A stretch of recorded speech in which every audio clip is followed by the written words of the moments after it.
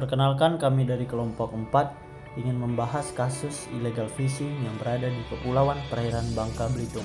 Untuk lebih lengkapnya, mari kita simak video berikut.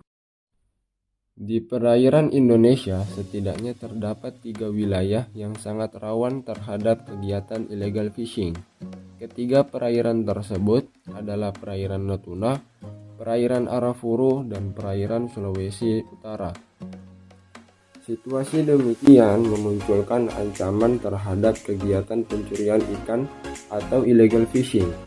Kegiatan illegal fishing yang paling banyak ditemui yaitu dengan menggunakan alat tangkap jaring trawl untuk mendapatkan hasil tangkapan yang lebih banyak.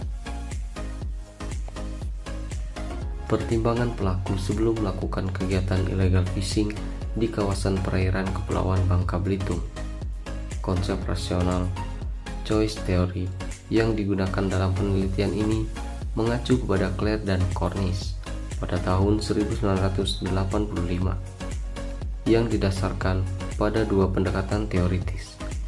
Pertama, asumsi bahwa seseorang membuat suatu keputusan dengan tujuan untuk memaksimalisasi keuntungan dan meminimalisasi kerugian.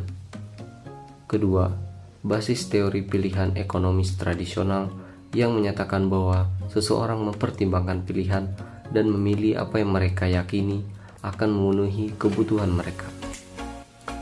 Peneliti juga menggunakan konsep organized crime yang nantinya digunakan untuk menjelaskan hubungan pelaku dengan lembaga pemerintah dalam melakukan kegiatan illegal fishing.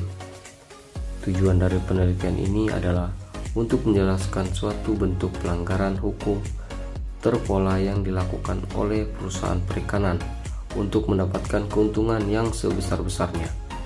Dalam melakukan pengumpulan data, penelitian melakukan wawancara dengan anggota lembaga pemerintah yang memiliki kekuasaan terhadap aturan kegiatan perikanan seperti Kepolisian Perairan, Kejaksaan, dan Dinas Kelautan Perikanan.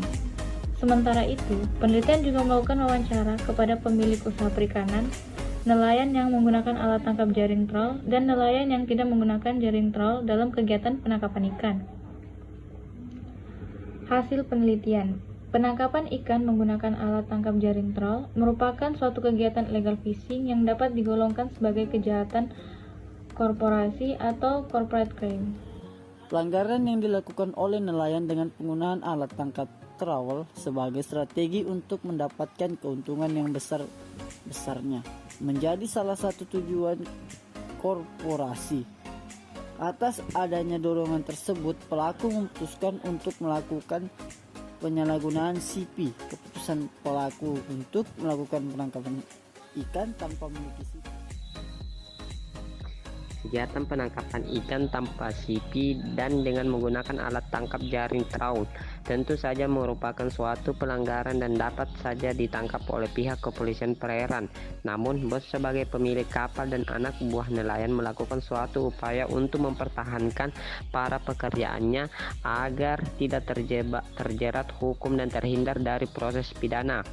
Dengan kekuasaan yang dimiliki sebagai pemilik usaha perikanan, bos dapat melakukan suatu penyuapan kepada pejabat publik, sehingga dapat melemahkan hukum. Proses penegakan hukum tidak dapat terlaksana. Usaha bos untuk melindungi pekerjaannya bertujuan untuk agar usaha perikanannya dapat terus berjalan dan mengurangi hilangnya keuntungan. Hubungan antara bos dengan lembaga pemerintah seperti Kepolisian Perairan terjadi karena adanya transaksi antara bos dengan Kepolisian Perairan. Bos melakukan suatu pembayaran untuk mengamankan kegiatan penangkapan ikan dengan jaring trawl. Kepolisian Perairan juga mengetahui bahwa kegiatan nelayan yang menggunakan alat tangkap jaring trawl merupakan suatu pelanggaran. Akan tetapi dengan adanya hubungan yang bersifat transaksional membuat kepolisian melakukan suatu pembiaran dan tidak melakukan upaya pengawasan dan menegakkan hukum terhadap kegiatan illegal fishing tersebut. Jadi kesimpulannya adalah penangkapan ikan secara ilegal atau illegal fishing yang terjadi di perairan Kepulauan Bangka Belitung merupakan suatu pelanggaran hukum yang terpulah. Kegiatan penangkapan ikan yang dilakukan oleh nelayan menggunakan alat tangkap jaring trawl untuk mendapatkan keuntungan yang sebesar-besarnya dapat diatasi dengan perampasan aset menjadi pilihan yang baik untuk mencegah tindakan-tindakan pelanggaran hukum, terlebih dalam tindakan penangkapan ikan secara ilegal yang menghasilkan keuntungan besar dari hasil kejahatan tersebut. Hukuman administrasi terhadap korporasi hanya terkadang berupa peringatan dan hukuman fisik terhadap pelaku yang dirasakan kurang efektif menjadi pertimbangan bahwa perampasan aset pelaku dapat membuat pelaku mempertimbangkan untuk tidak mengulangi kejahatannya. Perampasan aset pelaku dapat dilakukan dengan merampas properti, yaitu perahu dan alat tangkap jaring trawl yang digunakan pelaku dalam melakukan pencurian ikan.